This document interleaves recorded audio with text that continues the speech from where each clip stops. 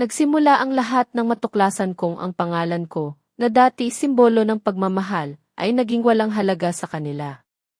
Ang bahay na pinagtayuan namin ng pangarap, na akala ko'y sa amin, ay balak na nilang angkinin. Pero ang hindi nila alam, sa ilalim ng aking katahimikan, may daan-daang milyong pisong nagtatago, at ito ang magiging sandata ko. Hindi nila ako kilala.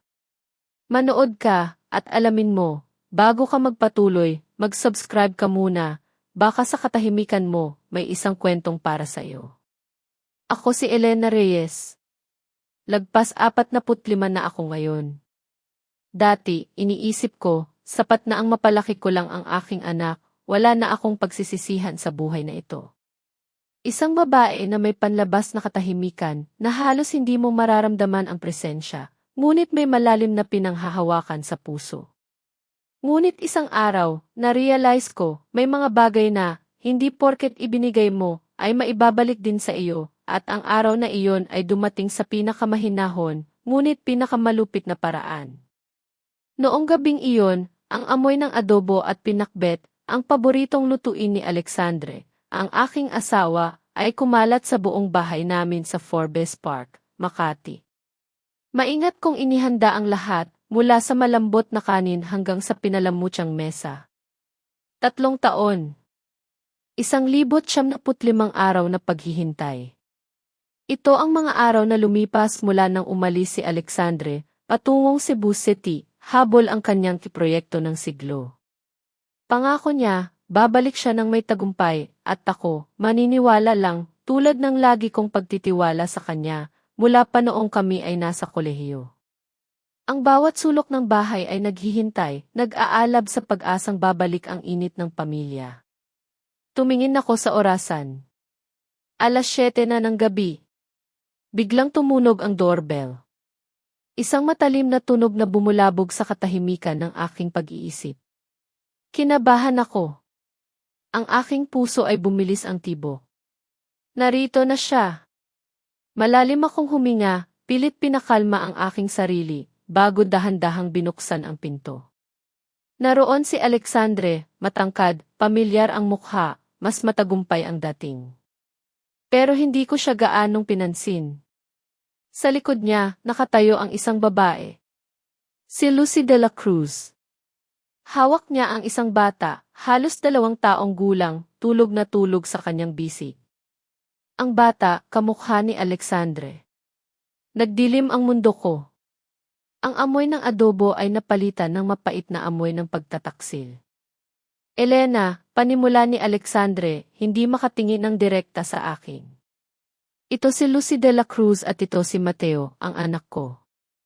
Ang kanyang mga salita ay tila mga punyal na humiwa sa aking puso, isa-isa. Walang luha. Walang sigaw. Walang galit. Walang anumang emosyon na lumabas sa akin. Ang tanging ginawa ko ay dahan-dahang lumakad patungo sa coffee table. Maingat kong inilapag ang isang folder. Narito ang petition for divorce, sabi ko, ang boses ko'y kalmado, malamig. Napirmahan ko na. Pagkatapos, inilagay ko rin ang deed of sale ng bahay na ito. Ni hindi ko inasahan ang kanilang reaksyon. Tumingin sila sa isa't isa, pagkatapos sa akin, may bahid ng pagtataka at pagmamayabang. Ngumiti si Alexandre, isang ngiti na puno ng panlilinlang, na iniisip na wala akong magagawa. Kinuha ko ang aking maliit na maleta, dahan-dahang lumabas ng pinto, at hindi na lumingon pa. Ang mapanlinlang na ngiting iyon ay tila nagsasabi, wala kang magagawa. Walang-wala ka. Ngunit hindi nila alam. Mayroon akong higit pa sa inaakala nila. Umaga noon, sa lilim ng malalaking puno sa kampus ng aming universidad, magkahawak ang aming mga kamay ni Alexandre. Ang mga mata niya ay kumikinang sa pangarap, nangako siya, Elena, balang araw, magiging isang tanyag akong arkitekto. Ipapatayo ko ang pinakamagandang bahay sa mundo para sa atin, at magkakaroon tayo ng isang masayang pamilya. Ako noon ay ang key fashion design prodigy ng Faculty of Fashion Design. Ang aking mga disenyo ay hinahangaan ng mga propesor. Mayroong malaking kinabukasan na naghihintay para sa akin. Ang mga malalaking kumpanya ay nag-aagawan upang kunin ako bago pa man ako makapagtapos. Ngunit dahil sa pangako ni Alexandre, dahil sa pag-ibig ko sa kanya, isinakripisyo ko ang lahat. Tinanggihan ko ang mga magagarang alok at pinili kong manatili sa likod, maging ang kanyang pillar of support, upang makapag-focus siya sa kanyang karera. Naniwala akong sulit ang sakripisyo ko. Noong inalok siya ng posisyon sa Cebu City, niyakap niya ako ng mahigpit at nangako, hintayin mo lang ako ng 3 taon, Elena. 3 taon lang. Kapag bumalik ako, babawin ko ang lahat sa iyo. Buong puso akong naniwala. Ang aking mga sakripisyo ay hindi kahinaan, kundi isang sinasadyang pagpili, isang pamumuhunan sa isang kinabukasan na inaakala kong bubuin namin ng magkasama. Sa unang taon, araw-araw siyang tumatawag. Ikiniwento niya ang mga hirap at pressure sa pagiging bago sa isang syudad. Nakikinig ako ng may pasensya, inaalalayan siya. Sa ikalawang taon, naging ilang beses na lang sa isang linggo ang tawag. Aburidong-aburido siya, anya. Humahaba raw ang mga meeting niya hanggang madaling araw. Ayaw niya akong gambalain. Sa halip, nagsimula siyang magpadala ng mga mamahaling regalo, branded bags, diamond jewelry. Ngunit hindi ko kailanman isinuot ang mga iyon. Ang kailangan ko ay ang kanyang atensyon, hindi ang mga bagay na walang buhay. Sa ikatlong taon, halos mabibilang na lang sa isang kamay ang tawag niya, bawat isa ay may ilang mabababaw na tanong. Ang kanyang boses ay lalong lumayo. Ang aking intuition bilang isang babae ay nagsasabi na mayroong mali. Niloko ko ang sarili ko na masyado lang siyang nakatuon sa trabaho, ngunit sa kaibuturan ng aking puso, isang bitak ang nagsimulang lumitaw. Nakita ko ang pinakamasamang senaryo, at ang petition for divorce na iyon ay ang aking paghahanda para sa araw na ito. Hindi ko lang inasahan na darating ito sa ganitong kalupit at kapusukan na paraan. Sa loob ng mga taon na iyon, habang abala siya sa pagbuo ng kanyang pangarap at pagtupad sa kanyang sariling interes, ako naman ay tahimik na nagtatayo ng aking. Ang T. Alma de Seda. Ito ang pangalan ng isang luxury high fashion brand na itinatag ko. Hindi alam ni Alexandre, ni ng kahit sino, na ang babaeng inaakala nilang isang simpleng may bahay, na gumagastos lamang sa kanyang pera, ay siya palang utak at puso sa likod ng isang imperyong nagkakahalaga ng daan-daang milyong piso. Ang aking lihim na kayamanan, nakakalat sa iba't ibang bank accounts, investment sa bonds, stocks, at iba pang ari-arian. Ang bahay mismo na ipinagmamalaki niya sa Forbes Park, Makati, ay sa akin pala talaga. Binili ko iyon bago pa man kami ikasal, isang pribadong pag-aari na walang karapatan si Alexandre. Para akong nagtanim ng isang binhi ng tahimik, inalagaan at ngayon handa na itong mamunga. Ang bawat sentimo, bawat dokumento, ay isang matalinong paghahanda para sa kasukdulan ng araw na ito. Araw na inaasahan ko. Narito ang petition for divorce. Napirmahan ko na. Pirmahan mo at lumayas ka sa bahay ko. Ang boses ko'y malinaw, malamig at matatag. Tumahimik ang buong sala. Nakatitig si Alexandre sa folder sa mesa, pagkatapos ay sa aking mukha, na tila hindi makapaniwala sa narinig niya. Lumayas ka sa bahay ko. Ang aking mga salita ay bumalik sa kanya ng may bigat. Biglang bumalik ang kanyang pagmamayabang na napalitan ng galit at pangungutya. Elena, ano ang nilalaro mo? Sino ka sa tingin mo para paalisin ako? 3 taon ka lang sa bahay, walang ginagawa. Lahat ng ito, mula sa palito hanggang sa sofa, ang buhay na ito ng luho, pinaghirapan ko. Diborsyo. Paano ka mabubuhay? Ang kanyang mga salita ay humampas sa akin, nagdala ng mga alaala, ang kanyang mga pangako sa ilalim ng mga puno ng kolehiyo. Hindi ko siya sinagot tungkol sa pera. Hindi na kailangan ng mga salita. Dahan-dahan akong lumakad patungo sa isang kabinet sa sulok ng sala. Binuksan ko ang isang drawer at kumuha ng isa pang plastic folder. Bumalik ako at inilagay ito sa ibabaw ng petition for divorce. Tama ka, sabi ko, nang may parehong kalmado. Lahat sa bahay na ito ay binili ng pera, ngunit hindi sa iyo. Sumimangot si Alexandre, naguguluhan. Anong kabalbalan ang sinasabi mo? Hindi ako sumagot. Itinulak ko lang ang folder patungo sa kanya gamit ang aking mahaba at balingkinitang daliri. Buksan mo at tingnan mo. Kinuha niya ang folder, nag-aalinlangan at nagtataka. Sa loob, mayroong isang dokumento na bahagyang naninilaw na sa tagal ng panahon. Nang basahin niya ang heading, lumaki ang kanyang mga mata. Ito ang deed of sale ng bahay. Ang address na nakasulat ay ang mismong kondo na ito, ngunit ang nakapigil sa kanyang hininga ay ang pangalan ng may-ari. Isa lang. Malinaw na nakasulat, Elena Reyes. At sa ibabang sulok, ang petsa ng pagkakarehistro, Hunyo 15, 7 taon na ang nakalipas. Isang araw bago kami ikasal. Naging tuod si Alexandre. Ang kondo na ito, na lagi niyang ipinagmamalaki bilang bunga ng kanyang pagpapagal, na lagi niyang ipinagyayabang sa kanyang mga kaibigan, ang pundasyon ng kanyang pagkontrol sa akin, ay pag-aari ko pala bago pa kami ikasal. Sa mata ng batas, ito ay pribado kong ari-arian. Wala siyang karapatan dito. Tinaas niya ang kanyang ulo ng biglaan, tinitigan ako ng hindi makapaniwala. Ang lahat ng kanyang pagmamayabang, galit, at pagiging kampante ay naglaho sa kanyang mukha, naiwan ang pagkalito at matinding pagkabigla. Ibinuka niya ang kanyang bibig upang may sabihin, ngunit ang kanyang lalamunan ay tila sinasakal ng isang hindi nakikitang kamay. Hindi siya makapaglabas ng anumang tunog. Bumagsak ang katahimikan sa sala. Si Lucy, na tahimik sa likod ni Alexandre, ay nagsimulang umiyak. Ang kanyang mga luha ay dumaloy sa kanyang pisngi. Ang kanyang mahina at kaawa-awang hikbi ay sumira sa tensyong kapaligiran. Aling Elena, alam kong kasalanan ko ang lahat. Hindi ako humihingi ng tawad at ayaw kong sirain ang inyong pamilya. Sana lang, sana lang. Ang anak ko, si Mateo, inosente siya. Kailangan niya ang kanyang ama. Humihingi lang kami ng maliit na espasyo sa bahay na ito para alagaan siya. Hindi ko kailangan ng anumang opisyal na pagkilala. Nakikiusap ako, maawa kayo sa bata. Ang kanyang pagganap ay walang kapintasan, bawat salita, bawat galaw ay nagpapakita ng kalkuladong kahinaan, na tila siya ang pinakamalaking biktima. Nang sumunod na sandali, tumunog ang telepono ni Alexandre. Agad niya itong sinagot, tila ito ang kanyang takbuhan. Si Aling Nena Santos, ang nanay ni Alexandre, ang tumatawag.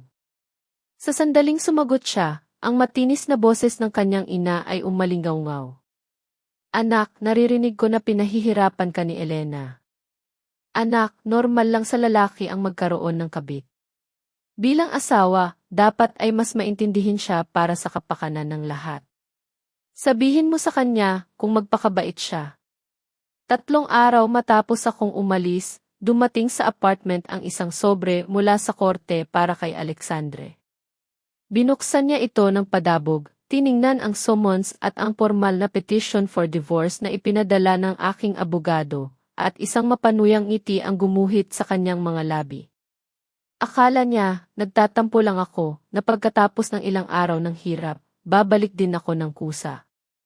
Hindi niya inakala na siniseryoso ko ito hanggang sa punto na kumuha pa ako ng abogado.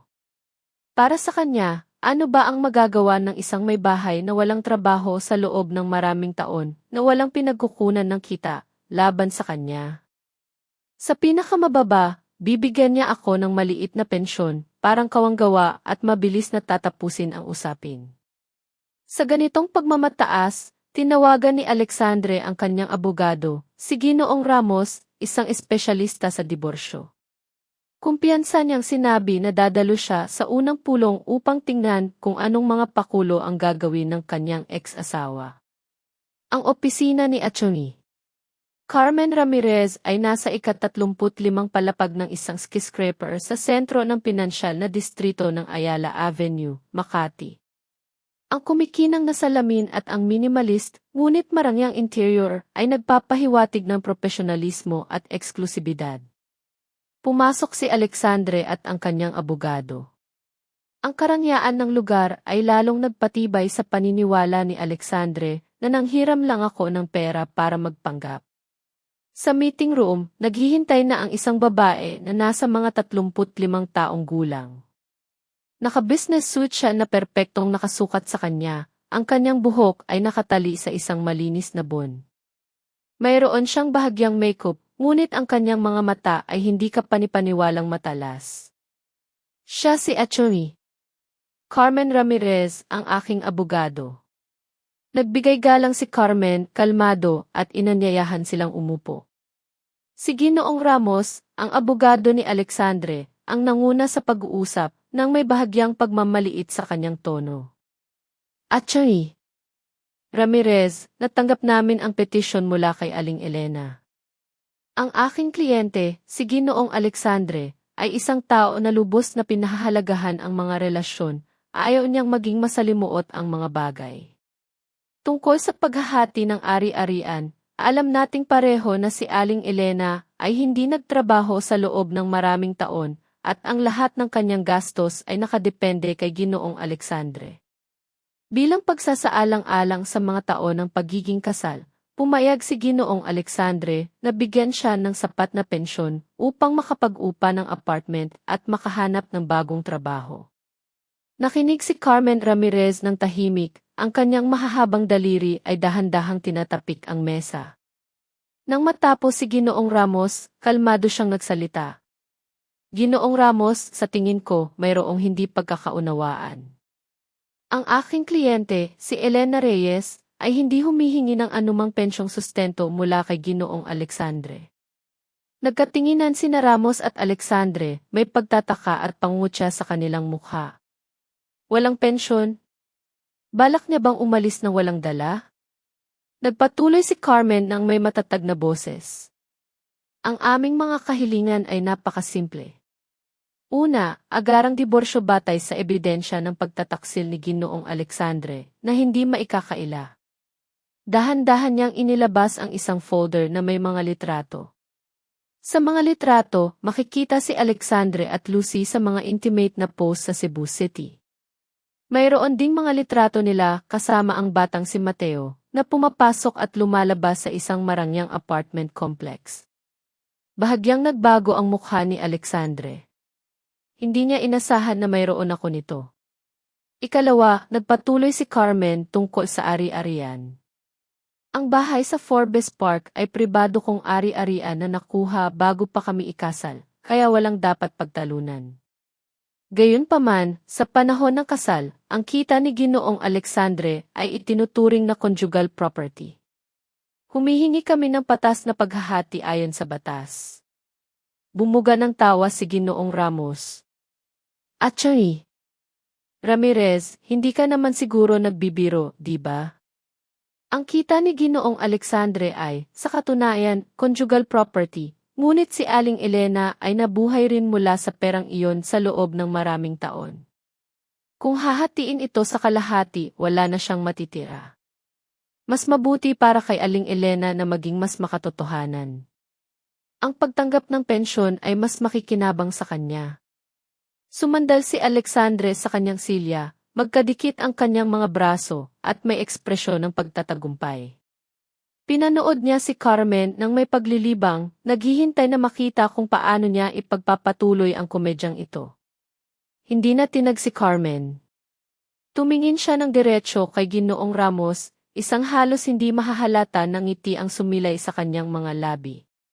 Kung gayon, maging makatotohanan tayo. Yumuko siya upang buksan ang kanyang maleta sa tabi niya at kumuha ng isa pang dossier na mas makapal kaysa sa folder ng mga litrato. Dahan-dahan niya itong inilapag sa mesa at itinulak patungo kay Alexandre. Ginoong Alexandre, sinasabi mong ang aking kliyente ay nakadepende sa iyo para mabuhay, tama ba? Kung gayon, pakiusap, tingnan mo ito. Sumimangot si Alexandre at kinuha ang dossier ng may kuryosidad. Ang unang pahina ay isang bank statement. Mabilis na binasa ng kanyang mga mata ang mga numero hanggang sa huling balanse. Ang numero ay hindi mahaba, ngunit agad na lumiit ang kanyang mga mata. 500 milyong piso. Ibinuklat niya ang pahina ng mabilis. Ito ay bank statement mula sa ibang bangko. Isa pang astronomical na halaga. Patuloy siyang nagbuklat ng mga pahina. Nagsimulang manginig ang kanyang mga kamay. Mga statement ng credit card, investment sa bonds, stocks. Ang bawat pahina ay isang biswal na dago. Ngunit hindi lang iyon. Sa ilalim, mayroong serya ng mga deed of property.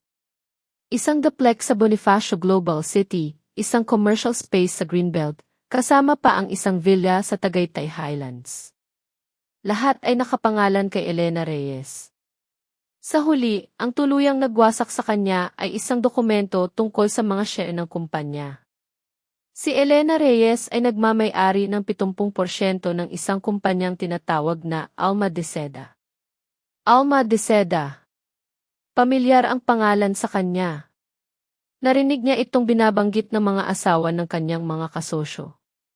Isang luxury high fashion brand na espesyalista sa handmade silk embroidery products, labis na mahal at mahirap makuha, isang simbolo ng mataas na lipunan. Ang meeting room ay bumagsak sa ganap na katahimikan. Si Ginoong Ramos, sa tabi niya, ay tulala rin, bukas ang bibig. Naramdaman ni Alexandre na nilalamig ang kanyang dugo. Ang kanyang paghinga ay naging mabilis. Tinaas niya ang kanyang tingin kay Carmen nang may tingin ng hindi makapaniwala na hinaluan ng pagkalito, galit at isang malalim, hindi nakikitang takot. Ang babaeng lagi niyang minamaliit, ang akala niyang marunong lang magluto at maglinis, ang kanyang pinaniniwalaan na hindi mabubuhay nang wala siya, ay isang lihim na magnate. Ang pagbaliktad ng kwento ay napakabilis, napakalupit, na lubos siyang hindi handa. Habang si Alexandre ay nakakaranas ng matinding pagkabigla sa opisina ng abogado, ako naman ay nasa ibang mundo. Ang aking klasikal na mansyon sa Forbes Park, Makati, ay hindi lamang tirahan. Ang ikalawa at ikatlong palapag ay binago ko bilang isang napakagandang design studio at workshop. Dito, walang amoy ng mantika, kundi ang banayad na amoy ng sandalwood at ang natatanging amoy ng pinakamataas na kalidad ng seda. Ang sikat ng araw sa umaga ay pumapasok sa malalaking French windows na nagpapaliwanag sa mga estante na puno ng mga sinulid na pangborda ng iba't ibang kulay, kumikinang na parang bahaghari.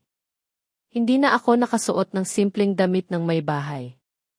Nakasuot ako ng isang eleganting silk gown na kulay asul na uso. Ang malambot na tela nito ay bumabalot sa aking balingkinitan, ngunit may kurban na figura.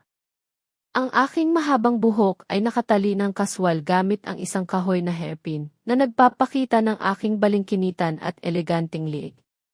Hindi ako naglagay ng labis na makeup, ngunit ang aura na nagmumula sa akin ay nakakaakit. Ito ay pinaghalong klasikong ganda ng isang artista at ang kumpiyansa at determinasyon ng isang leader. Nakatayo ako sa harap ng isang malaking frame, ang aking mga kamay ay mabilis na gumagalaw, ginagabayan ang karayom sa isang itim na tela ng seda. Sa ilalim ng aking mga daliri, isang nagniningas na phoenix ang unti-unting nabubuo. Ang bawat balahibo ay tila totoo, nagbibigay ng ginintuang kislap. Ang aking konsentrasyon ay nagpapahinto sa lahat ng nasa paligid ko. Tahimik na pumasok ang isang dalagita, ang aking assistant na si Ana, na maihawak na tablet. Elena, pasensya na sa abala, ngunit mayroong isang napakahalagang proposal ng kolaborasyon ang dumating. Hindi naglakas loob si Ana na tawagin akong direktor o boss.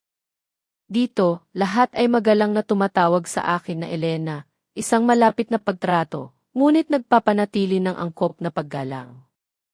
Huminto ako, ngunit ang aking mga mata ay hindi lumayo sa aking obra. Kanino? Mula sa Grupo Alcantara, isa sa mga pangunahing real estate investment at art conglomerate.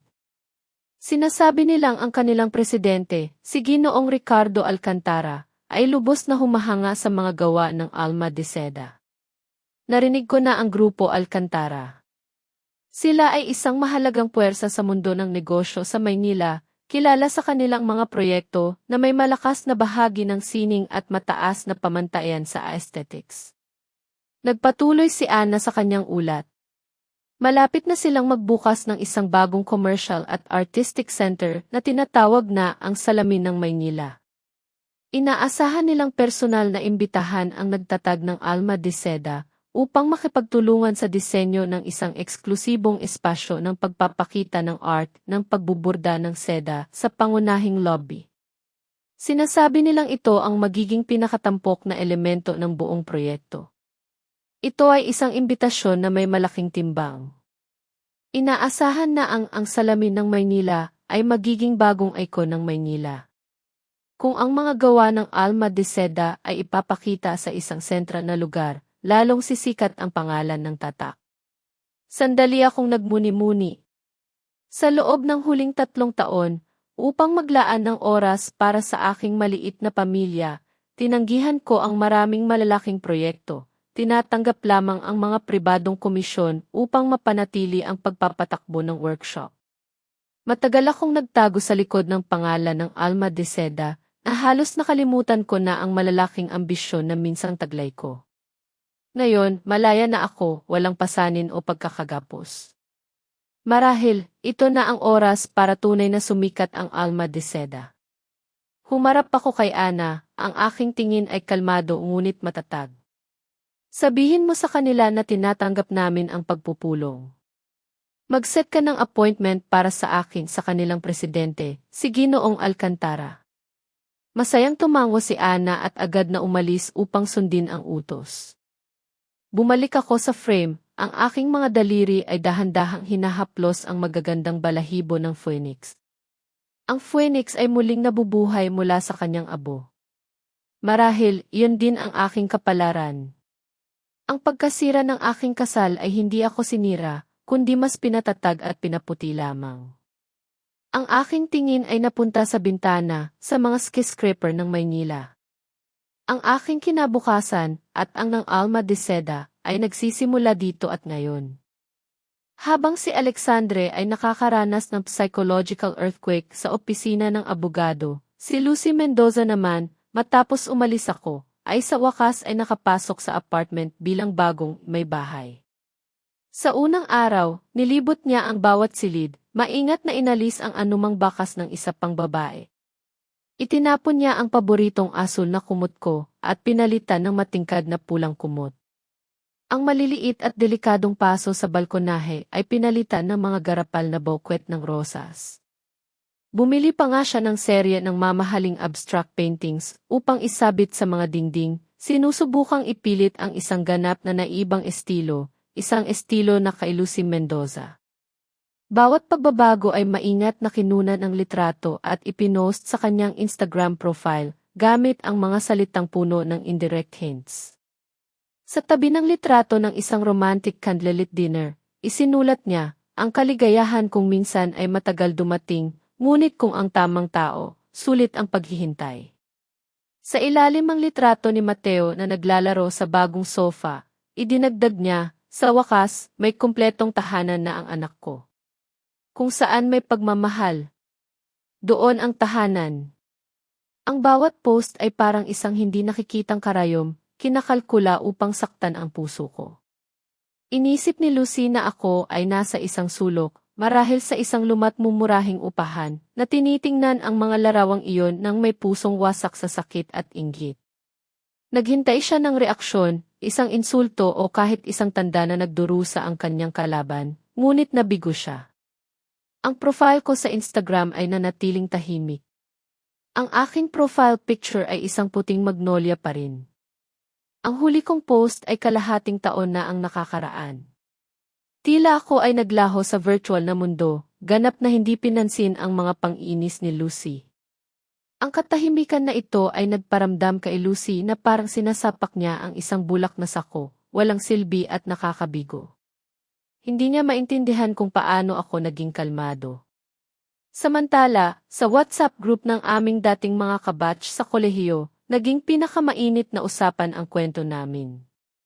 Isang kaibigan na may nickname na Gatita Perezosa ang unang nagsalita. Guys, narinig niyo na ba? Dinala ni Alexandre ang kabit niya at anak sa bahay. Umalis si Elena. Kawawang Elena, napakaraming taon na isinakripisyo para sa kanya, para lang matapos sa ganito. May isa pang, marahil kaibigan ni Alexandre, ang nagtanggol sa kanya. Komplikado ang mga bagay ng puso. 3 taon si Alexandre na mag-isa sa Cebu City, nagtatrabaho ng husto. Normal lang sa isang lalaking malayo sa kanyang asawa ang magkaroon ng sandali ng kahinaan. Agad na sinagot ng isa pa, isang sandali ng kahinaan na nagdulot ng isang 2 taong gulang na bata. Ano sa tingin niya ako? Nag-init ang diskusyon. Ang ilan ay naawa sa akin. Ang iba ay nagpapahiwatig na hindi ko alam kung paano panatilihin ang aking asawa.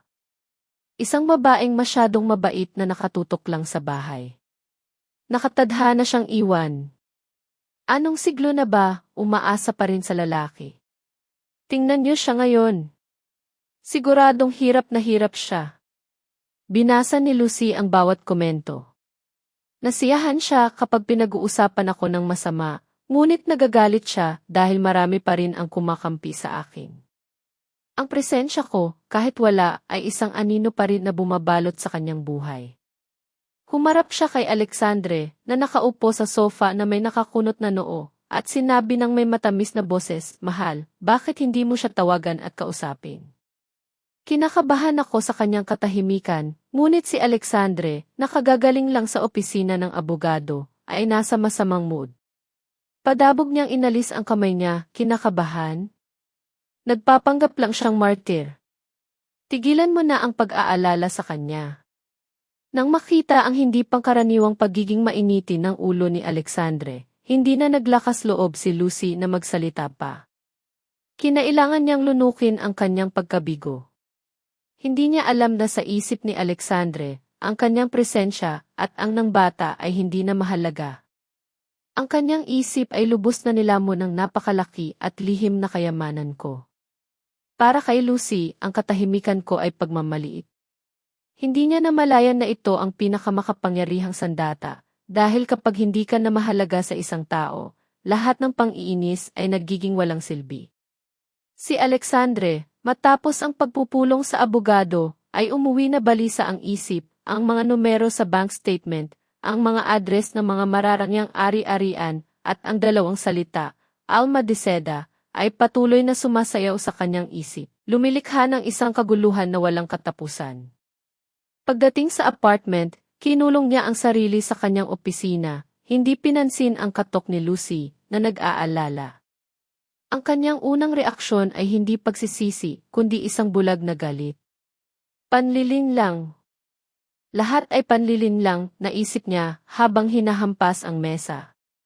Ako, ang maamo at simpleng asawa na akala niya ay kontrolado niya, ay naglakas loob na linlangin siya, bumuo ng isang imperyo sa likod niya sa loob ng maraming taon. Pakiramdam niya ay isang payaso, isang hangal na minanipula ng hindi niya namamalayan. Ang kanyang pagmamataas ay nadurog. Ngunit matapos ang galit, dumating ang isang hindi maipaliwanag na pagkalito. Paano niya ito nagawa? Saan siya kumuha ng pera? Alma de Seda, bakit hindi niya kailanman binanggit sa akin? Sinimulan niya ang kanyang sariling balisang investigasyon. Hindi siya naglakas loob na tanungin ang kanyang mga kasosyo o mayayamang kaibigan. Nahihiya siya. Ang aminin na ang kanyang asawa, na lagi niyang ipinagyayabang na kanyang sinusuportahan, ay mas mayaman kaysa sa kanya, ay isang hindi katanggap-tanggap na kahihiyan. Resort siya sa mas lumang pamamaraan. Binuksan niya ang kanyang address book at hinanap ang mga numero ng mga dating kabatch sa kolehiyo na hindi niya nakakausap sa loob ng maraming taon. Sa dahilan na mag-organisa ng alumni reunion, nagsimula siyang magtanong. Ang una niyang tawag ay sa dating class president. Matapos ang ilang formal na pagbati, binanggit niya ng kaswal, "Uy, nakikipag-ugnayan ka pa ba kay Elena Reyes? Hindi ko na siya nababalitaan kamakailan." Elena, nag-alinlangan ang isa. Pero ikinasal kayo, di ba? Huling kita ko sa kanya, sa reunion 5 taon na ang nakakaraan. Maganda pa rin siya, kahit mas tahimik. Teka, ngayon ko lang naisip, inagaw mo sa amin ang diyosa ng buong faculty. Sumimangot si Alexandre. Diyosa. Hindi mo ba natatandaan, tumawa ang class president. Sino si Elena Reyes noon? Ang pinakamalaking talento sa Faculty of Fashion Design. Ang kanyang proyekto sa pagtatapos ay nanalo ng National Award at ipinapakita sa Matadero. Ang mga malalaking kumpanya ay nag-aagawan upang kunin siya, inaalok ang sweldo na kami, bilang mga bagong graduate, ay hindi kayang abutin. Ang bawat salita ng kanyang dating kaibigan ay tila martilyo sa ulo ni Alexandre. Naaalala niya, ngunit malabo ang mga alaalang iyon. Naalala niyang magaling siyang mag-drawing, ngunit hindi niya kailanman binigyan ng pansin ang mga premyo o mga alok sa trabaho. Noon, lasing lang siya sa pag-ibig at puno ng pagmamataas na mayroon siyang maganda at talentadong nobya. Akala namin, magiging isang tanyag na designer siya, marahil internasyonal, patuloy ng kaibigan. At bigla, matapos niyong magsimulang mag-date, tinanggihan niya ang lahat. Sinabi niyang gusto niyang manatili sa bahay upang maging suporta mo. Labis kaming nalungkot. Nang ibaba niya ang tawag, nanatili si Alexandre na tuod sa kanyang silya. Sa unang pagkakataon sa loob ng maraming taon, isang pakiramdam ng pagkakasala ang bumalot sa kanyang puso. Ngayon, naaalala niya. Naaalala niya ang kislap sa mga mata ko kapag pinag-uusapan ko ang aking mga pangarap sa disenyo. Naaalala niya ang aking kumpiyansa nang matanggap ko ang premyo. Nangako siyang susuportahan niya ako, ngunit ang kanyang sariling pagiging makasarili at ambisyon ay unti-unting nilibing ang aking talento at mga adhikain. Ginawa niya ang isang nagniningning na phoenix na isang ordinaryong maya sa isang gintong hawla na siya mismo ang lumikha. Ngunit ang pakiramdam na iyon ng pagkakasala ay tumagal lamang ng ilang segundo. Mabilis itong nilamon ng isang mas malakas, mas madilim na emosyon, ang kasakiman at inggit. Kung ako ay napakatalentado, natural lang na nakuha ko ang kayamanang iyon sa sarili ko. Ngunit, bakit niya ito itinago sa akin? Isang masamang pag-iisip ang nabuo sa kanyang ulo. Nakuha niya ang kayamanang iyon sa panahon ng aming kasal. Hindi mahalaga kung paano niya ito nakuha, sa batas, ito ay conjugal property. Tinago niya sa akin ang impormasyon, niloko niya ako. Siya ang may kasalanan. Ganap na nagbago ang kaisipan ni Alexandre. Hindi na siya isang taksil na asawa na gustong mabilis na magdiborsyo upang makasama ang kanyang bagong kapareha. Ngayon, siya ay isang nagugutom na hayop na nag-aabang sa isang masarap na biktima. Sina Lucy at ang kanyang anak ay naglaho sa kanyang isip. Ang tanging layunin niya ngayon ay makuha ang bahagi o kahit ang kabuuan ng lihim na imperyo ko. Samantala, habang siya ay nagtataksil at nagkakalkula, ang proyekto ng pamilya de la Cruz sa turismo sa probinsya na katabi ng Kipueblo ng Sutla ng Lumban, Laguna, ay biglang naantala. Nagulat sila nang malaman na ang aking proyektong Phoenix Renacido ay idineklara bilang Cultural Heritage Site ng gobyerno. Ito ang magiging unang matinding dagok sa pamilya de la Cruz at Alexandre, na unti-unting magbubunyag ng mga butas sa kanilang mga plano. Sa loob ng mga sumunod na araw, si Alexandre ay naging iritable, nagsisimulang magmura sa bahay, magreklamo tungkol sa pag-iyak ni Mateo at sa luto ni Lucy. Ang pagmamayabang na dala niya mula sa Cebu City ay unti-unting nawawala, napapalitan ng pagkabigo at galit. Ang mga balita tungkol sa kakulangan sa kalidad, sa isang malaking proyekto ng konstruksyon sa Cebu City kung saan siya ang head architect ay nagsimulang lumabas. Malakas ang ingay sa social media at sa mga profesional na forum na nagpapahina sa kanyang reputasyon. Tumawag si Ginoong de la Cruz, ama ni Lucy, kay Alexandre, puno ng galit at sisihan. Alexandre, anong klase ng disenyo ang ginawa mo para mangyari ito? Sinira mo kami. Ang kanilang basag na alyansa, na binuo sa interes, ay nag-umpisa ng mag-away, sisihan ng sisihan. Sa gitna ng kaguluhang iyon, naramdaman ni Alexandre ang unti-unting pagdududa, isang buto ng paranoia ang naitanim sa kanyang isip. Hindi kaya ito ang ganti ni Elena? Hindi niya ako hahayaang mabuhay ng payapa. Ang pagtatanong niya kay Lucy kung alam nito ang tungkol sa aking mga proyekto ay nagpakita ng kanyang kawalan ng tiwala. Samantala, sa isang hapon, bumisita ako sa Lucas Medical Center, Global City upang bisitahin ang aking mentor sa pagbuburda na nagkasakit. Sa hallway, papalabas na ako ng ospital nang makita ko si Lucy sa waiting area ng pediatric wing. Hawak niya si Mateo na umiiyak at nilalagnat. Si Lucy ay mukhang pagod, nag-aalala, at malayo sa kanyang dating mayabang na anyo. Obserbahan ko sila mula sa isang sulok, isang komplikadong damdamin ang bumalot sa akin. Walang galak. Ngunit may bahid ng kalungkutan para kay Mateo, na inosente sa lahat ng ito. Ang aking pag-iisip na ang karma ay umiiral. Habang ako ay papalayo, nabangga ko si Ricardo Alcantara sa hallway. Nagulat siya, ngunit mabilis nang umiti. Elena Reyes, anong pagtatagpo? Naging maikli ang aming pag-uusap. Ang kanyang matalas na obserbasyon, hindi dapat hayaan ng sining na ang masasamang alaala ay bumulag sa inspirasyon. Nasiyahan ako sa kanyang mga salita. Ngunit ang lahat ng iyon ay panandalian lamang. Si Attorney Carmen Ramirez at ang kanyang koponan na kinabibilangan ng mga financial experts ay nagpatuloy sa kanilang investigasyon. Natuklasan nila ang isang network ng mga ghost companies, peking transaksyon at malalaking halaga ng pera na inilipat sa offshore accounts.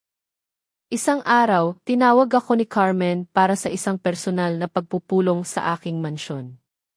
Ibinigay niya sa akin ang dossier na naglalaman ng mga ebidensya ng malawakang financial fraud ni na Alexandre at Ginoong de la Cruz. Habang binabasa ko ang mga dokumento, lalong lumalamig ang aking mukha. Alam kong ambisyoso si Alexandre, ngunit hindi ko kailanman inakala na kaya niyang gawin ito, lumalabag sa etika, propesyon at batas. Ang pagtataksil na ito ay mas masakit kaysa sa kanyang kawalang katapatan. Hindi lang nito dinumihan ang aming pag-ibig, kundi ganap nitong tinanggihan ang integridad ng taong minsan kong pinagkatiwalaan ng bulag. Elena, sabi ni Carmen ng seryoso, sa mga ebidensyang ito, hindi lang natin mapapanalo ang diborsyo, kundi maaari tayong maghain ng criminal case ng direkta. Nasa iyo ang desisyon. Matagal akong nanahimik, ang aking tingin ay nakatuon sa bintana, kung saan naglalaho ang huling sinag ng araw. Hindi ako ang tipo ng taong gusto manggipit, ngunit sa pagkakataong ito, hindi na ito personal na puot. Ito ay nakaapekto sa seguridad ng isang buong gusali, sa hustisya at sa batas. Humarap ako kay Carmen, ang aking tingin ay matatag. Carmen, gawin mo ang nararapat sa batas. Ang sinumang nagkamali ay dapat panagutan. Iyon ang huling baraha, ang panghuling dagok na magtatapos sa lahat para kay Alexandre Santos.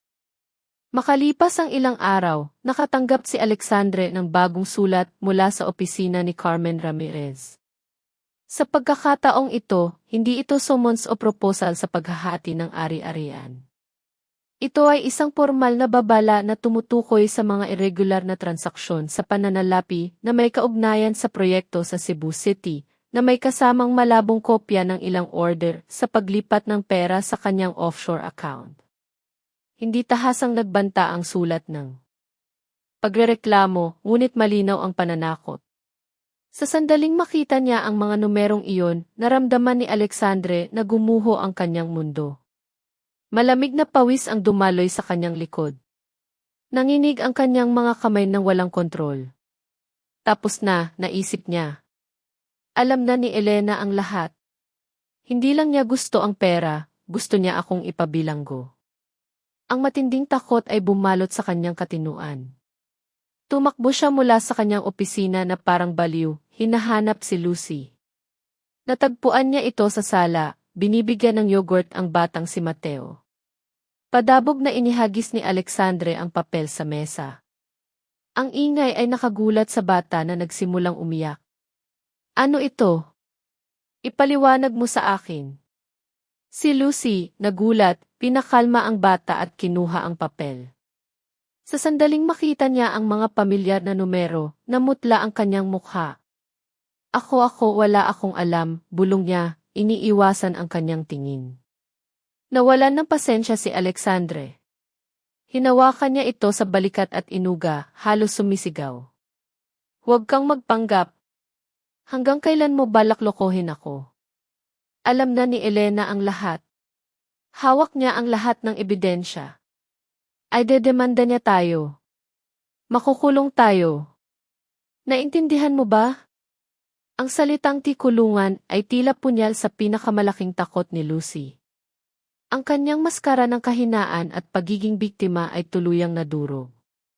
Nagsimula siyang umiyak, ngunit sa pagkakataong ito, hindi na ito pagganap kundi purong takot. Bumagsak siya na nanginginig at umamin, ideya ng papa ko iyon. Sabi niya kailangan ng proyekto ng liquidity, na pansamantala lang iyon na ibabalik din namin. Sumambulat ang isang baliw na tawa mula kay Alexandre. Isang utang. Ang paggamit ng ghost companies para maglipat ng pera sa ibang bansa ay isang utang. At bakit sa account ko? Dahil ikaw ang head architect, hikbi ni Lucy. Ang paggamit ng account mo ay magbibigay katwiran sa ilang gastos. Sabi ng papa ko mas ligtas iyon. Ginawa ko lang iyon para sa ating kabutihan. Tinaas niya ang kanyang mukha na basang-basa ng luha, sinusubukang umapela sa kanyang pag-ibig. Gusto kong magkaroon tayo ng matatag na kinabukasan. Bigyan si Mateo ng pinakamagandang buhay. Ang pera na iyon ay para sa ating pamilya. Kapag ikinasal tayo, magiging iyo rin ang pera ko, di ba? Sa halip na aliwin siya, ang kanyang mga salita ay tila malamig na tubig. Pinakawalan niya ito at umabante ng isang hakbang, tinitigan siya na parang sa unang pagkakataon. Sa isang iglap, ang lahat ng mga hiwa-hiwalay na piraso ay nagkabit-kabit sa kanyang ulo, bumubuo ng isang kumpleto at nakakatakot na larawan. Ang kanyang paglitaw sa Cebu City, ang kanyang perpektong pag-unawa at pagiging malambing, ang kanyang walang kondisyong pagmamahal, lahat ay isang metikulosong kalkuladong panlilinlang. Hindi siya ang minamahal na kasintahan. Siya ay isang kasangkapan lamang, isang mahalagang paon. Ang kanyang titulong head architect, ang kanyang pirma, at ang kanyang bank account ang tunay na kailangan ng kanyang ama at niya. Ang pag-ibig na kanyang iniidolo, ang dahilan ng kanyang sariling pagtataksil, ay naging isang panlilinlang mula pa sa simula.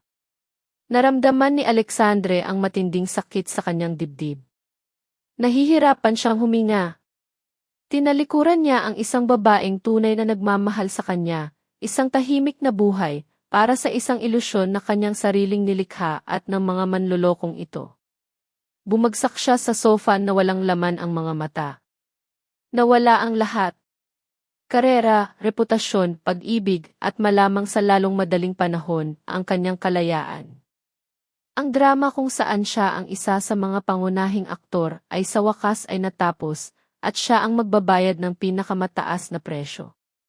Kung kusab ni NFA, higip tigyadlon as isabias di, tibet rang zafi dens ni kisat and death sense titrong sat dit ti resident.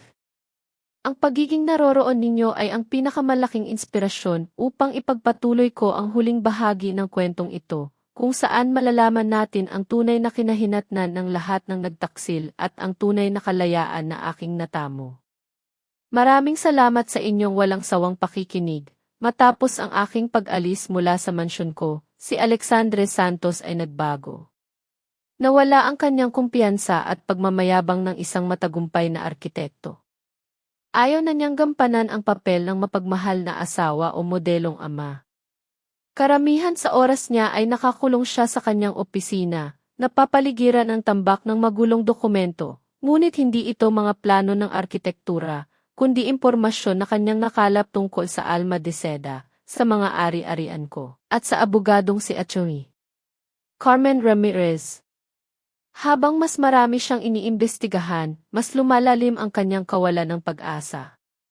Ang kawalan ng kapangyarihan ay naging pagiging iritable, at nagsimula niyang ibuhos ang kanyang pagkabigo sa lahat ng nasa paligid niya. Ang pag-iyak ni Mateo ay nakakairita sa kanya. Ang luto ni Lucy ay nakakasuka. Ang apartment, na minsang simbolo ng kanyang tagumpay, ay naging isang nakakasakal na haula. Si Lucy, syempre, napansin ang pagbabago. Ang pagiging malambing at pagmamahal ni Alexandre ay nawala, napalitan ng matatalim na salita at malamig na pagtrato. Naramdaman niya ang kawalan ng seguridad. Ang kanyang pangarap na maging ginang Santos, ang may-ari ng isang mayamang pamilya, ay tila lalong lumalayo. Alam niyang kailangan niyang gawin ang isang bagay upang mapatibay ang kanyang posisyon. Ngunit ang kanilang relasyon na binuo sa pagtataksil at pagkalkula ay tuluyan ng nagpakita ng malalim at hindi na makukumpuni na bitak. Hindi na sila magkaalyado sa iisang panig, kundi dalawang makasariling tao na sinusubukang iligtas ang kani-kanilang interes sa isang lumulubog na barko. Ang pagbagsak ni Alexandre Santos ay mas mabilis kaysa sa inaakala ng sinuman. Matapos ang huling pagkabigla tungkol sa pagiging ama ng bata, naging isang walang laman na katawan siya. Hindi na siya nakikipagtalo o sumisigaw. Pinaalis niya si Lucy at ang bata mula sa apartment, hindi nang may galit, kundi nang may nakakatakot na katahimikan. Nawala ang lahat. Tinanggal siya sa architectural firm upang maiwasan ang mga problema. Tinalikuran siya ng mga dating kasosyo. Iniwasan siya ng kanyang mga kaibigan. Ipinako ang kanyang mga account. Hinarap niya ang napakaraming demanda mula sa developer at sa mga kliyente. Ang marangyang apartment ay malapit ng ipa-foreclose ng bangko. Mula sa pagiging isang talentadong arkitekto sa tuktok, bumagsak siya sa kailaliman, walang anumang safety net. Sa kanyang pinakamadilim at pinakadesperadong mga araw, nang hindi na makatulong ang alak o sigarilyo para maibsan ang kanyang sakit, ang tanging larawan na lumitaw sa kanyang isip ay ang akin. Hindi ang Elena Reyes ngayon, ang nagniningning at hindi abot kayang alma de seda, kundi ang Elena ng nakaraan, ang maamo at maintindihin na asawa na laging nasa tabi niya sa mga pinakamahihirap na sandali. Iyon ang kanyang huling pag-asa. Sa kanyang huling lakas, nagpunta siya sa aking mansyon. Hindi na siya nakasuot ng mamahaling damit, kundi isang gusot at kupas na polo, magulong pantalon, balbas na ilang araw ng hindi ahit, magulong. Buhok at mga mata na malalim at mapula. Mukha siyang pulubi. Hindi man lang siya nakapasok sa gate. Ang security guard ay tiningnan siya nang may paghamak at pinigilan siya. Kinailangan niyang manatili sa kabilang kalsada, tahimik na naghihintay, umaasang makita ako. Naghintay siya mula umaga hanggang gabi. Nang magsimulang umilaw ang mga ilaw sa kalye, sa wakas ay bumalik ang pamilyar na itim na Bentley. Nang huminto ang sasakyan sa gate, tumakbo siya papalapit. Pagbaba ko mula sa sasakyan, hindi ako nagpakita ng anumang pagkabigla, na tila inaasahan ko na ito. Ang aking tingin ay kalmado, walang anumang pagbabago. Sinubukan ng driver at ng security guard na mamagitan, ngunit umiling ako. Kinawayan ko silang lumayo at tiningnan ang lalaking nasa harap ko. Ano ang gusto mo sa akin? Ang boses ko ay malayo at malamig, na tila nakikipag-usap ako sa isang ganap na estranghero. Ang distansyang iyon ang sumira sa huling bakas ng pagmamataas na natitira kay Alexandre. Tiningnan niya ako, kasing ganda at elegante gaya ng dati, at pagkatapos ay tiningnan ang kanyang sarili sa salamin ng sasakyan. Ang malupit na kaibahan ang tuluyang nagpabagsak sa kanya. Wala siyang sinabi, dahan-dahan lamang at sinadya, lumuhod siya sa gitna ng marangyang kalye, sa ilalim ng madilaw na ilaw ng lampara, ang lalaking minsang simbolo ng pagmamataas, sa unang pagkakataon sa kanyang buhay, ay lumuhod. Dumaloy ang kanyang mga luha. Hindi na ito pagpapanggap. Ito ang mga luha ng isang talunan na lalaki. Elena, patawarin mo ako, nagsimula siyang sabihin, ang boses niya'y basag at putol-putol dahil sa paghikbi. Alam kong huli na, ngunit nagkamali talaga ako. Ikinuwento niya ang lahat. Kung paano siya ginamit ni Lucy at ng kanyang ama, ang mga iligal na negosyo, kung paano siya bulag na naniwala sa isang huwad na pag-ibig, at sa wakas ay inamin ang pinakamasakit at nakakahiya na katotohanan. Ang bata. Hindi ko anak ang batang iyon. Pinapalaki ko ang anak ng ibang lalaki. Elena, isa akong hangal. Isang tunay na payaso. Tinaas niya ang kanyang mukha na basang-basa ng luha. Tiningnan ako ng may kumpletong desperasyon, na parang isang sugatang hayop na humihingi ng awa. Nawala ko ang lahat. Ang aking karera, ang aking reputasyon, ang aking mga kaibigan, lahat. Makukulong ako. Elena, hindi ako humihingi ng tawad. Hinihiling ko lang sa iyo dahil sa mga taon nating pagsasama. Tulungan mo ako sa pagkakataong ito. Sa pagkakataong ito lang. Iligtas mo ako. Ang kanyang pagmamakaawa ay umalingaw sa katahimikan, kaawa-awa at mahina. Itinapon niya ang lahat ng kanyang dignidad sa pag-asa na makakapit sa isang sinag ng pag-asa mula sa babaeng minsan niyang iniwan ng walang awa. Ako, si Elena Reyes, ay nanatili doon ng tahimik, nakikinig sa bawat pag-amin, bawat pagmamakaawa ni Alexandre. Ang hangin sa gabi ay dahan-dahang gumalaw sa aking damit. Sa aking mga mata, walang galak na nagwagi, ni awa para sa natalo. Wala ring bakas ng galit, tanging isang hindi pangkaraniwang kapayapaan, tulad ng ibabaw ng isang lawa pagkatapos ng isang kalmadong bagyo. Ang lalaking nakaluhod sa aking paanan ay minsan ang aking buong mundo, ngunit ngayon para sa akin, siya ay isang estranghero lamang na nakakaawa, isang malabong alaala. Dahan-dahan akong nagsalita, ang boses ko ay malinaw at malamig, walang emosyon. Tumayo ka, Alexandre. Tiningnan niya ako, isang kislap ng pag-asa sa kanyang mga mata.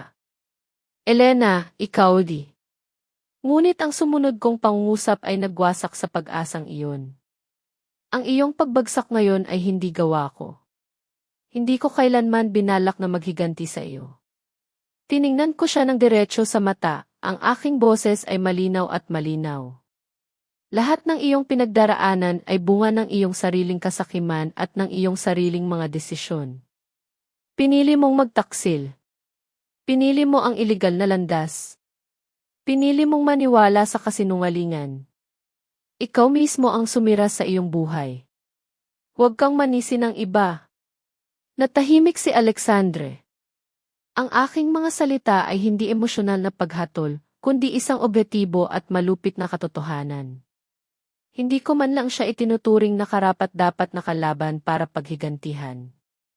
Ang kawalang pakialam na iyon ay mas masakit kaysa sa libu-libong insulto. Ngunit ang ating mga taon na magkasama. Bulong niya. Ang relasyong iyon, sabi ko ng mahina, natapos nang dalhin mo ang ibang babae at ang kanyang anak sa ating bahay.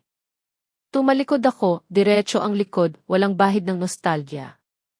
Hindi kita tutulungan, ngunit hindi rin kita sasaktan. Hayaan na ang hustisya ang bahala. Ang sinumang nagkamali ay dapat panagutan. Iyon ang patas. Pagkasabi nito, tumawid ako sa gate. Ang mabigat na bakal na gate ay dahan-dahang nagsara ng may tuyo na ingay, na tila isang talim na pumutol sa huling hibla na nag-uugnay sa amin. Nanatili si Alexandre na nakaluhod sa disyertong kalye, isang nag-iisa at kaawa-awang figura. Alam niyang tapos na talaga ang lahat. Isang linggo matapos ang lahat, naganap ang huling pagdinig sa diborsyo ni Alexandre. Ang kapaligiran sa korte ay solemn at malamig. Walang dramatikong pagtatalo o malulungkot na akusasyon. Mabilis at maayos ang lahat. Ako, bilang nagdedemanda, ay nakaupo ng tuwid ang likod at kalmado ang mukha. Nakasuot ako ng isang eleganteng beige business suit. Si Alexandre, bilang inakusahan, ay mukhang lugmok, walang laman ang mga mata, na parang isang puppet na pinutol ang mga sinulid. Nang ideklara ng hukom, batay sa hindi maikakailang ebidensya, na aprobado ang diborsyo, hindi nag-react si Alexandre. Tinanggap ko ang desisyon mula sa aking abogado, pinirmahan ang kinakailangang dokumento ng matatag at determinado. Pagkatapos, tumayo ako at, nang hindi man lang tumitingin kay Alexandre, umalis sa courtroom kasama ang aking abogado. Nagbukas ang pinto, binaha ang pasilyo ng maliwanag na sikat ng araw sa tanghali. Huminga ako ng malalim sa sariwang hangin. Malaya na ako. Ang anumang mangyayari kay Alexandre mula sa sandaling iyon, ang mga hatol na kailangan niyang harapin, ay wala nang kinalaman sa akin. Sa harap ko ay bumukas ang isang malawak na langit, naghihintay na iladlad ko ang aking mga pakpak. Ang hustisya ay maaaring matagal, ngunit hindi ito kailanman nawawala. Ang kapalaran ni Alexandre at ng pamilya de la Cruz ang pinakamalinaw na patunay nito. Matapos ang diborsyo, ang mga ebidensya ng financial crimes na nakalap ng team ni Atty. Carmen Ramirez ay opisyal na isinumite sa mga otoridad. Isang malawakang investigasyon ang inilunsad. Ang kurtina na bumabalot sa kanilang maruruming konspirasyon ay sa wakas ay bumagsak. Sa harap ng hindi maikakailang ebidensya, hindi na kayang sisihin ni Alexandre at Ginoong de la Cruz ang isa't isa. Magkasama silang lumikha ng isang network ng ghost companies, nagpeking kontrata, at nagmalversation ng malaking halaga ng pera mula sa proyekto sa Cebu City. Ang media, na dati ay pumuri kay Alexandre, ay ngayon ay abala sa paglalantad ng lahat ng kanyang mga krimen at ang sa pamilya de la Cruz.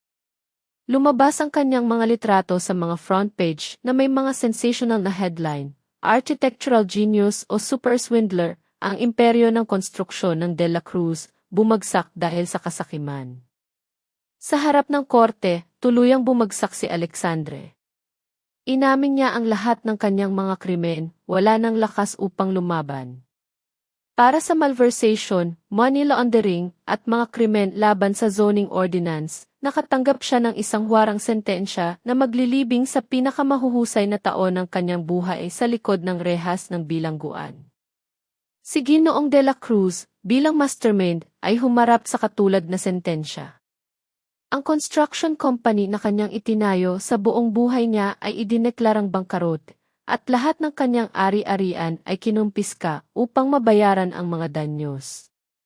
Tungkol kay Lucy de la Cruz, bagaman hindi siya direktang lumahok sa mga krimen, ang kanyang papel bilang kasabwat, tagapagtago, at benepisyaryo ay hindi siya nakaligtas sa hustisya.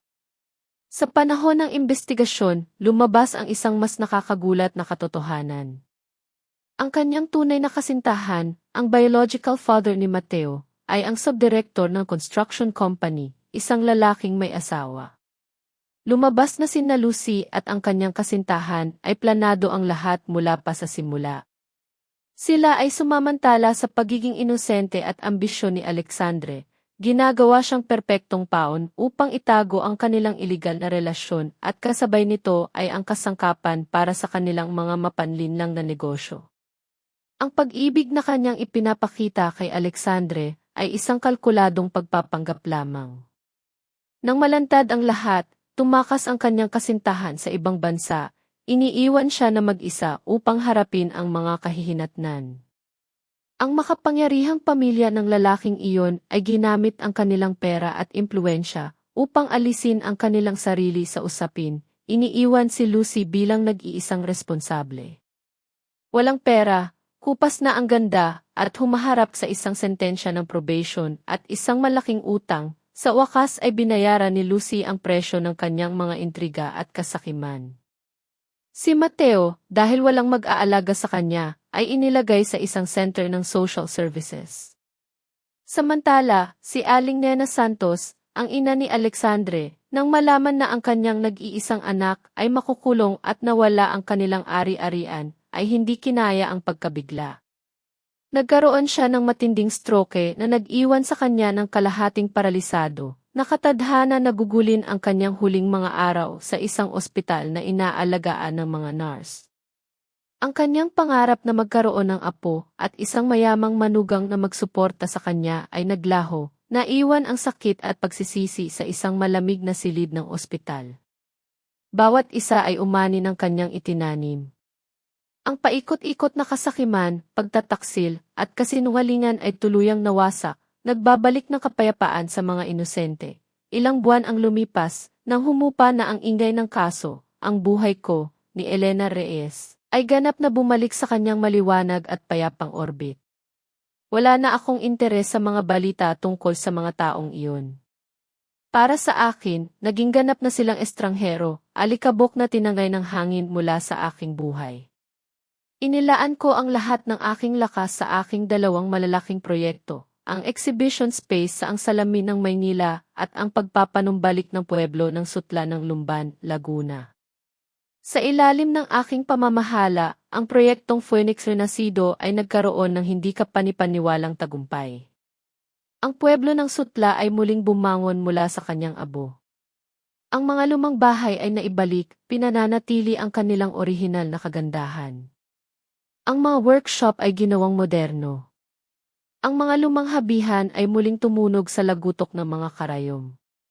Kinumbinsi ko ang mga huling maestra ng bayan na manatili. Inaalok sila ng magandang sweldo at isang mainam na kapaligiran sa trabaho upang maipasa nila ang kanilang halos nawawalang mga teknik. Binuksan ko ang mga libreng klase na nakakaakit sa maraming kabataan na mahilig sa sining. Ang pueblo ay hindi lamang naging sentro ng eksklusibong produksyon para sa Alma de Seda, kundi naging isang kaakit-akit na destinasyon para sa cultural tourism.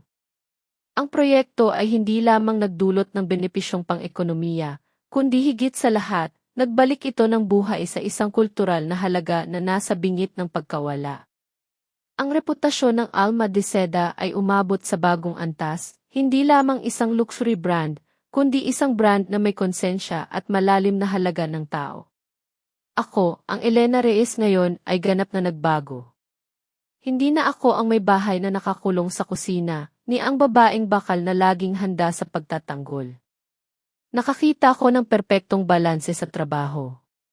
Ako ay isang determinado na leader, isang malikhaing artista. Sa labas nito, bumalik ako sa pagiging ako.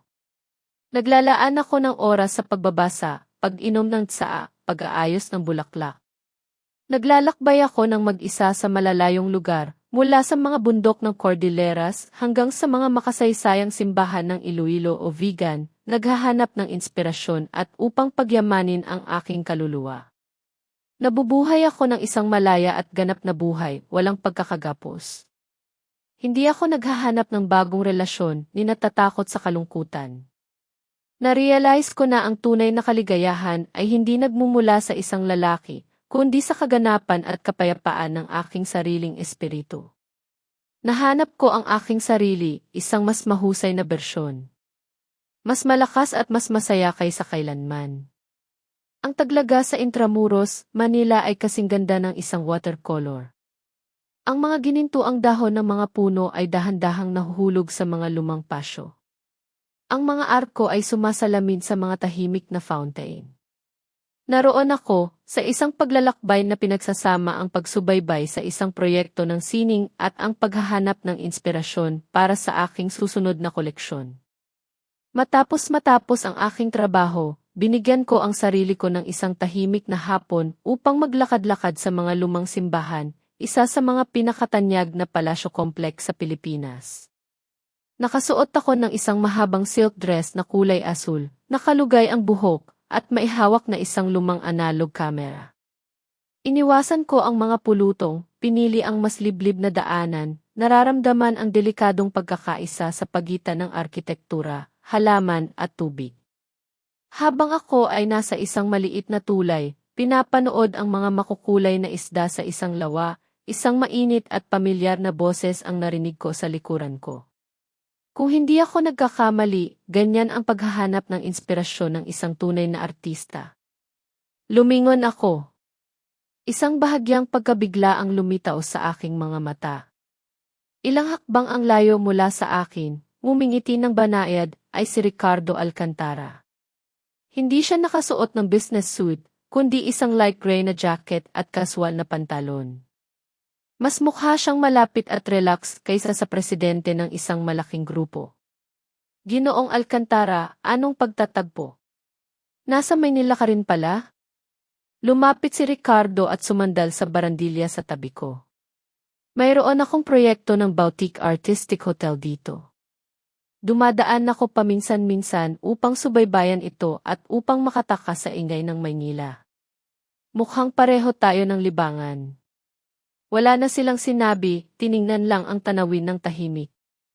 Ngunit, hindi ito isang awkward na katahimikan, kundi kabaliktaran. Tila pareho kaming nagkakaintindihan at nagbibigayan ng espasyo. Pagkaraan ng ilang sandali, sinira ni Ricardo ang katahimikan. Ang iyong proyekto sa pueblo ng Al-Andalus. Narinig ko na iyon. Isang napakakabuluhang gawain. Hindi ka lang isang talentadong artista, kundi isang tao rin na may malaking puso. Umiling ako. Ginagawa ko lang ang sa tingin ko ay tama. Ang sining ng pagbuburda ang nagbigay sa akin ng lahat. Dapat may gawin ako upang suklian ang kanyang mga ugat. Nagsimula kaming maglakad ng magkasama sa paikot-ikot na pasilyo at maingat na inaalagaan na hardin. Ang aming pag-uusap ay hindi tungkol sa negosyo o milyon-milyong kontrata. Pinag-uusapan namin ang arkitektura, ang kahulugan ng mga til, kung paano nagbabago ang ilaw at anino sa tubig sa buong araw. Si Ricardo ay may malalim na kaalaman sa kultura at sining. Ang kanyang mga interpretasyon ay laging sariwa at kaakit-akit, at ako, sa aking tingin ng artista, ay nakita ang banayad na ganda, ang mga nakatagong emosyon sa bawat sulok na maaaring hindi mapansin ng isang ordinaryong tao. Kami ay dalawang magkakatugma na kaluluwa na nakahanap sa isa't isa ng pag-unawa at resonance na hindi nangangailangan ng maraming salita. Pagdaan namin sa isang tapestry room, huminto si Ricardo sa harap ng isang naglalarawan ng isang leon, isang agila, at isang usa, mga simbolo ng kaharian at lakas. Tiningnan niya ako. Ang kanyang tingin ay malalim at tapat. Sa pagtingin ko sa iyo ngayon, naiintindihan ko ang tunay na kahulugan ng ganda at kagandahang asal. Hindi ito galing sa mamahaling damit o alahas. Nagmumula ito sa lakas matapos malagpasan ang bagyo. Sa kapayapaan matapos buksan ang puot. Ginang Reyes, lubos kitang hinahangaan. Ang kanyang mga salita ay hindi walang laman na pang-aakit. Ito ay pagkilala, isang paggalang na nagmumula sa puso. Sa unang pagkakataon, nakita ng isang lalaki ang aking kalooban, hinangaan ako hindi dahil sa pagiging mayaman na alma de seda, kundi dahil sa pagiging Elena Reyes. Isang mainit at banayad na damdamin ang kumalat sa aking puso. Mumiti ako ng banayad, isang tunay at nagniningas ng ngiti, kasing linaw ng sikat ng araw sa taglagas. Salamat, Ginoong Alcantara. Hindi kami nag-usap tungkol sa kinabukasan, hindi kami gumawa ng mga pangako, isang hapon lamang kaming naglakad ng magkasama, nagbahagi ng mga saloobin tungkol sa sining at buhay. Ngunit isang delikadong kislap na binuo sa pag-unawa at paggalang, ay tila umilaw sa tahimik at lumang kapaligiran ng mga hardin sa Intramuros. Isang hapon ng weekend, bumalik ako sa aking mansyon sa Forbes Park, Makati. Ang ginintuang ilaw ng paglubog ng araw ay pumapasok sa malaking bintana, nagpipinta sa buong espasyo. Naghanda ako ng isang tasa ng jasmine tea, na ang purong amoy ay bumalot sa silid. Nanatili ako sa tabi ng bintana, hawak ang mainit na tasa, tahimik na tinitingnan ang skyline ng syudad. Ang mga skyscraper ay nanatiling matayog, ang trapiko ay tuloy-tuloy na umaagos. Ang Maynila ay nanatiling kasing buhay at maingay gaya ng dati, ngunit ang pananaw ng nagmamasid ay ganap na nagbago. Sa aking isip wala nang larawan ni Alexandre o Lucy. Ang mga taong iyon, ang mga kwentong iyon, ay tunay na naging nakaraan, tulad ng isang bangungot na bagaman nag-iiwan ng mga pilat, ay hindi na nagdudulot ng sakit. Natuto akong magpatawad hindi sa kanila, kundi sa aking sarili, upang makapagpatuloy ng may gaan. Isang mabilis na pag-iisip tungkol sa hapon sa Intramuros, tungkol sa lalaking may malalim na tingin at kaluluwang magkatugma, ang nagpahiwatig ng banayad ng ngiti sa aking mga labi. Ito ay isang magandang pagtatagpo, isang posibilidad sa hinaharap, ngunit wala akong inaasahan o nagmamadali. Ang aking kaligayahan ay hindi na nakadepende sa pagkakaroon ng isang lalaki sa aking tabi. Inilapag ko ang tasa at umakyat sa ikatlong palapag, sa aking pribadong studio. Ang espasyo ay laging maayos at tahimik. Ang amoy ng sariwang seda at sandalwood ay naghalo, lumikha ng isang kapaligiran na nagpapakalma sa aking kaluluwa. Lumapit ako sa isang walang laman na easel kung saan nakapatong ang isang inihandang kahoy na frame. Hindi ako pumili ng matingkad na kulay ng seda, kundi kumuha ako ng isang piraso ng walang bahid na puting seda ng pinakamataas na kalidad, kasing lambot at kinis ng balat ng sanggol. Gamit ang aking mahaba at balingkinitang mga kamay, maingat kong iniunat ang tela sa frame. Ang bawat galaw ay sanay at nakatuon. Ang puting tela ay naging perpektong makinis, walang isang tupi, tulad ng isang blankong pahina, naghihintay na isulat ang isang bagong kwento. Umupo ako at binuksan ang aking kahon ng mga sinulid na pangburda. Daan-daang bobbin ng seda ng lahat ng kulay na maiisip, maayos at kumikinang sa ilalim ng ilaw. Hindi ako nagmadali sa pagpili, tiningnan ko lang sila ng tahimik habang ang mga ideya at linya ay nagsisimulang mabuo sa aking isip. Ano ang ibuburda ko sa telang ito? Isang nagniningas na phoenix na muling bumabangon, simbolo ng aking muling pagsilang. Isang puti at purong magnolia, simbolo ng panloob na kapayapaan. O isang marilag na tanawin ng mga bundok at ilog, simbolo ng aking kalayaan. Hindi ko alam at hindi ko kailangang magdesisyon sa sandaling iyon. Ang aking buhay ngayon ay parang puting tela na ito. Ang anyo at kulay na tataglayin ng kinabukasan ay ganap na nakasalalay sa aking pagpili, sa aking sariling mga kamay. Pumili ako ng isang bobbin ng sinulid na kulay turquoise, ang kulay ng pag-asa at bagong simula.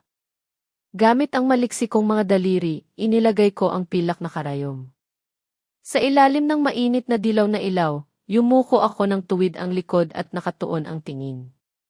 Ibinuhos ko ang unang tahi sa puti at purong seda, isang tahi at pagkatapos ay isa pa. Dahan-dahan, matatag at puno ng tiwala. Ako ay nagbuburda ng tapestry ng aking sariling kinabukasan, isang maliwanag, malaya at dinidiktahan ng aking sarili. Ang kwento ni Elena Reyes ay nagtatapos dito. Ano kaya ang naisip ninyo sa desisyon ni Elena Reyes? May iba ba kayong gagawin kung kayo ang nasa posisyon niya? Ibahagi ang inyong mga saloobin sa comment section, binabasa ko po ang bawat isa. Kung ang kwentong ito ay nagpakaisip o nagpadama ng kahit anong bagay sa inyo, huwag kalimutang mag-iwan ng like, ibahagi sa inyong mga mahal sa buhay na sa tingin ninyo ay madarama rin ang kwento. At mag-subscribe sa ating channel at tahimik na ganti para hindi ninyo mapalampas ang susunod pang mga lihim. Magkita-kita tayo sa susunod na kwento at baka sa susunod na pagkakataon, kayo na mismo ang makakatuklas ng panibagong aral. Ang kwentong ito ay katang-isip at ang mga kilos na ipinakita ay hindi dapat tularan sa totoong buhay. Panoorin ito bilang pagninilay tungkol sa mga ugnayan ng tao.